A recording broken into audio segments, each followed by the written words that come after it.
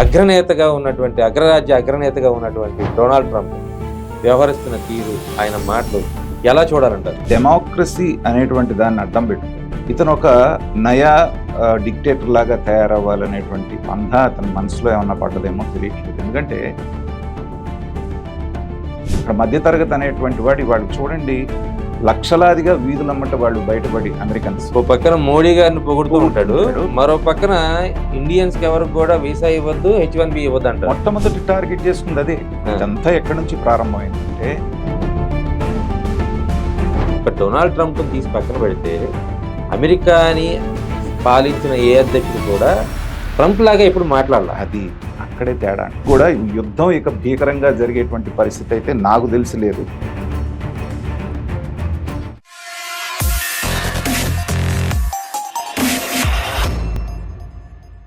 నమస్తే, తెలుగుకి స్వాగతం. అమెరికా అగ్రరాజ్యాధినేత డొనాల్డ్ ట్రంప్ ఇప్పుడు ప్రపంచానికి ఒక ప్రశ్నార్థకంగా మిగులుతున్నారు. అదేంటి అగ్రనేతను పట్టుకొని ప్రశ్నార్థకం అంటున్నారంటే, గడిచిన కొద్ది నెలలుగా లేదా కొద్ది సంవత్సరాలుగా ట్రంప్ వ్యవహరిస్తున్న తీరు ఒక భారతదేశానికే కాదు, ప్రపంచవ్యాప్తంగా ఉన్నటువంటి ప్రజలకి, ఆ దేశాల ప్రతినిధులకు కూడా ఆశ్చర్యం కలిగిస్తున్నటువంటి అంశం. ఒక్కొక్కసారి చాలా కూల్గా, చాలా ప్రశాంతంగా ఉంటారు. ఒక్కసారిగా చాలా వేడిగా మారిపోతున్నటువంటి ట్రంప్ మానసిక పరిస్థితి ఎలా ఉంటుంది? అసలు అగ్రరాజ్య అమెరికాని పిచ్చోడి చేతిలో రాయిగా మార్చారా అనేటువంటి సందేహం కూడా ఉంది. ఇదే అంశంపై మాట్లాడటానికి మనతో ప్రముఖ రాజకీయ సామాజిక విశ్లేషకులు కిలారి నాగార్జున గారు ఉన్నారు. సార్ నమస్తే. ముఖ్యంగా గడిచిన కొద్ది నెలలుగా చూసుకుంటే అగ్రరాజ్య అగ్రనేతగా ఉన్నటువంటి డొనాల్డ్ ట్రంప్ వ్యవహరిస్తున్న తీరు, ఆయన మాటలు ఎలా చూడాలంటారు? కృష్ణ గారు, ఇక్కడ గతంలో అంటే రెండవ ప్రపంచ యుద్ధం ముగిసిపోయి హిట్లరు జమానా అంతమైన తర్వాత పెద్దగా మనం డిక్టేటర్స్ని చూడలేదు. ఒక నార్త్ కొరియాలో కిమ్ అని చెప్పేసి ఎవరో ఉన్నారు, గడాఫీలు బోడాఫీలు వీళ్ళందరూ వెళ్ళిపోయారు. ఉన్నది ఒకళ్ళో ఇద్దరు ఉన్నారు. కానీ ఇతను ఏంటంటే డెమోక్రసీ అనేటువంటి దాన్ని అడ్డం పెట్టుకొని ఇతను ఒక నయా డిక్టేటర్ లాగా తయారవ్వాలనేటువంటి పంధ అతని మనసులో ఏమన్నా పడ్డదేమో తెలియట్లేదు. ఎందుకంటే అతను చేస్తున్నటువంటి చేష్టలు, అతను మాట్లాడేటువంటి మాటలు, తర్వాత నాకైతే అతని మానసిక పరిస్థితి మీద చాలా డౌట్స్ ఉన్నాయి. ఎందుకంటే ఒక వ్యక్తి ఒక మాటను మాట్లాడిన తర్వాత మధ్యాహ్నానికి దాన్ని మార్చడం, సాయంత్రానికి ఇంకో రకంగా మాట్లాడటం అనేటువంటిది మానసిక సంతులన సరిగ్గా లేనటువంటి వాళ్ళలోనే మనం చూస్తూ ఉంటాం. ఒకసారి చూడండి, అసలు మోడీ నాకు అత్యంత ఆప్తమిత్రుడు అంటాడు. రెండోసారి మధ్యాహ్నానికి ఈజ్ ద టఫెస్ట్ గై, అతను ఒప్పించడం కష్టం అంటాడు. సాయంత్రానికి ఇండియా ఈజ్ డెడ్ ఎకానమీ అంటాడు. మూడు మాట్లాడేది ఇదే వ్యక్తి. చాలా స్ట్రాంగ్ అయింది భారతదేశం అని ఒకసారి అంటాడు. నాకు కావాల్సిన మిత్రుడు అత్యంత ఆప్తుడు అంటారు. సాయంత్రానికి అయ్యేటప్పటికి డెడ్ ఎకానమీ అంటాడు. ఓ పక్కన మోడీ గారిని పొగుడుతూ ఉంటాడు, మరో పక్కన ఇండియన్స్ కి ఎవరికి కూడా వీసా ఇవ్వద్దు, H1B ఇవ్వద్దు అంటారు. మొట్టమొదటి టార్గెట్ చేసుకుంది అదే. ఇదంతా ఎక్కడి నుంచి ప్రారంభమైందంటే, మిగతా వాళ్ళకంటే కూడా ఈ అమెరికన్స్ని ఆకట్టుకోవాలంటే, మనం ఏదో ఇక్కడ కూర్చొని వెస్ట్రన్ పీపుల్ అంతా చాలా పాలిష్డ్, ఎడ్యుకేటెడ్, చాలా సాంప్రశుద్ధంగా ఉంటారు, చాలా పద్ధతిగా ఉంటారని అపోహలు ఉన్నాయి మనకి. మన వాళ్ళు ఏంటంటే అపోహలు కాదు సార్. అప్పుడు మనకి ఒక డొనాల్డ్ ట్రంప్ని తీసి పక్కన పెడితే అమెరికాని పాలించిన ఏ అధ్యక్షుడు కూడా ట్రంప్ లాగా ఎప్పుడు మాట్లాడాలి. అది అక్కడే తేడా అంటున్నాను. మిగతా వాళ్ళు మాట్లాడలేదు అంతే. చేసిందంతా విధానం ఇలాగే ఉండేది వాళ్ళది కూడా. చెప్పేది ఒకటి, చేసేది ఒకటి. ఆనాడు ఉన్నటువంటి బుష్ దగ్గర నుంచి, జార్జ్ బుష్ దగ్గర నుంచి మొన్న ఉన్నటువంటి బైడెన్ దాకా తీసుకోండి. పాకిస్తాన్ లాంటి ఉగ్రవాద దేశాన్ని వాళ్ళు ప్రోత్సహించారు, కానీ ఇండియాని మనస్ఫూర్తిగా ఏ రోజునన్నా వాళ్ళు ప్రోత్సహించారా? వాళ్ళు ఏంటంటే ఇండియా అనేటువంటి ఎకానమీ గ్రో అవుతుంది కాబట్టి, మనతో అవసరం ఉంది కాబట్టి మనల్ని మచ్చిక చేసుకున్నట్టుగా, ఆలింగనం చేసుకున్నట్టుగా యాక్షన్ చేశారే కానీ నిజంగా మాట్లాడాలంటే ఇవాళ ఉన్నటువంటి జియో పాలిటిక్స్లో పాకిస్తాన్ పనికొస్తుందా వాళ్ళకి, భారతదేశం పనికొస్తుందా? ఒక మాట చెప్పండి. ఏ విధంగా అయినా అది వచ్చి ముస్లిం కంట్రీ, మనది డెమోక్రటిక్ కంట్రీ, తర్వాత సెక్యులర్ కంట్రీ. వాళ్ళ దగ్గర ప్రజాస్వామ్యం ఉంది, మన దగ్గర ప్రజాస్వామ్యం, డెమోక్రసీ ఉన్నప్పుడు మనల్ని అత్యంత ఆప్తులుగా దగ్గర చేర్చుకోవాలి. దీంట్లో చిన్న అబ్జెక్షన్ ఉంది సార్. ఇప్పుడు పాకిస్తాన్ పూర్తిగా అమెరికా మీద బేస్ అయి ఉంటుంది, కానీ మనం అట్లా కాదు కదా. మనం రష్యాతో ఫ్రెండ్షిప్ చేస్తాం, ఇజ్రాయెల్తో ఫ్రెండ్షిప్ చేస్తాం, అమెరికాతో చేస్తాం. సో ఆల్టర్నేట్స్ ఉన్నాయి మనకి.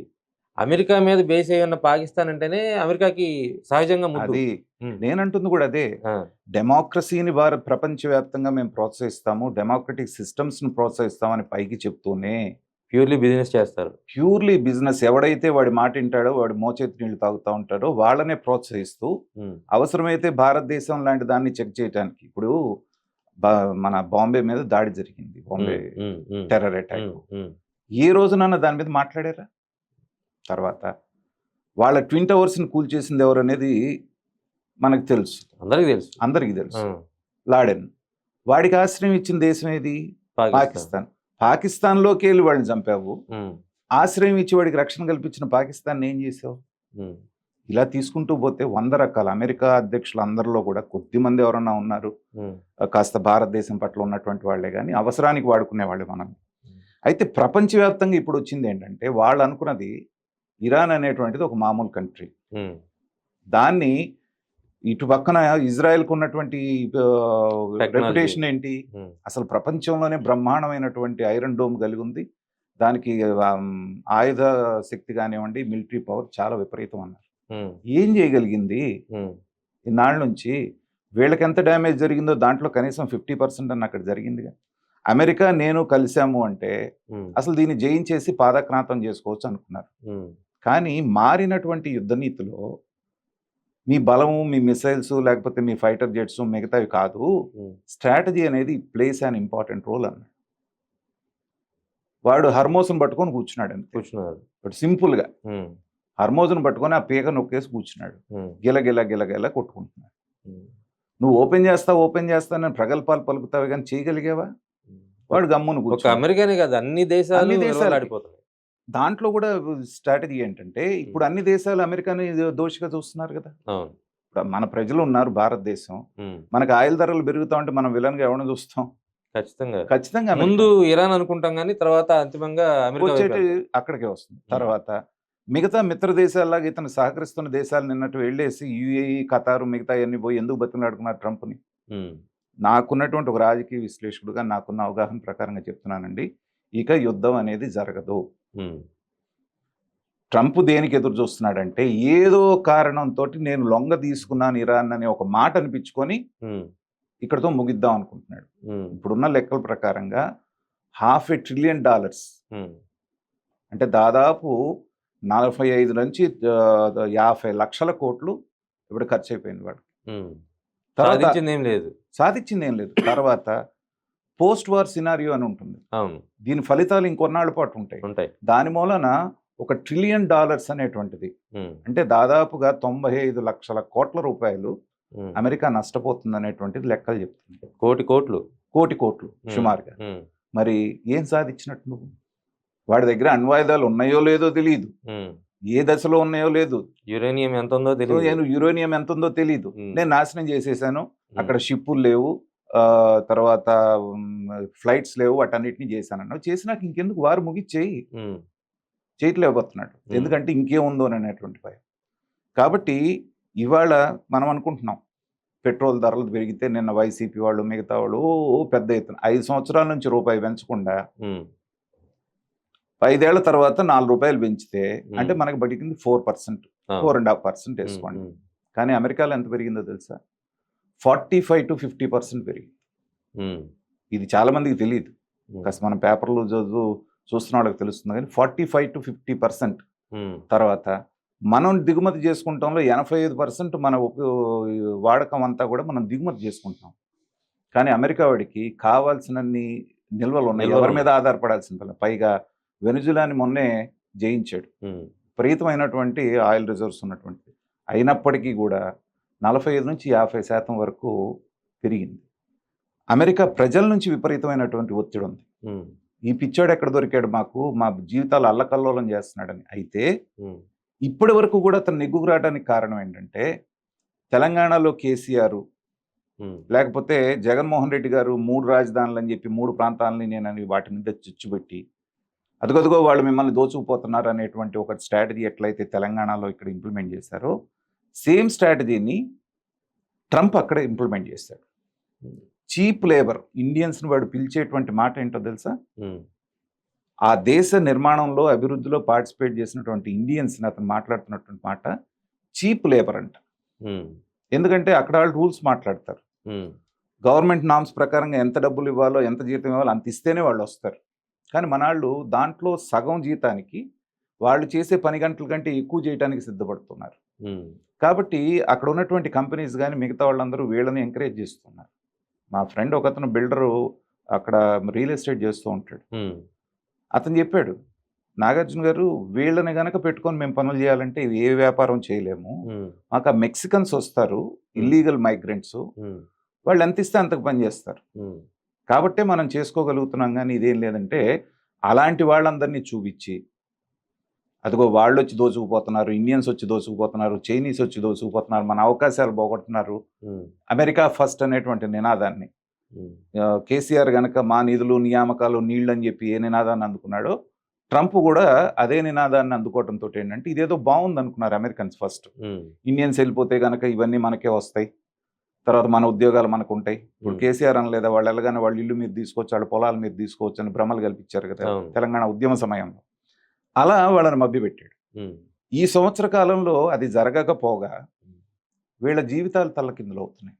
అక్కడ మధ్యతరగతి అనేటువంటి వాడి వాళ్ళు చూడండి, లక్షలాదిగా వీధులమ్మట వాళ్ళు బయటపడి అమెరికన్స్ వాళ్ళు ఇది చేస్తున్నారు. మొన్న ఒక హత్యా ప్రయత్నం కూడా జరిగింది అతను మీద, చూసాం కదా మనం మీటింగ్లో. ఉమ్, సో అంతగా వాళ్ళు వెక్స్ అయిపోయినారు. కాబట్టి అతని మానసిక పరిస్థితి బాగోపోవటం ఒకటి.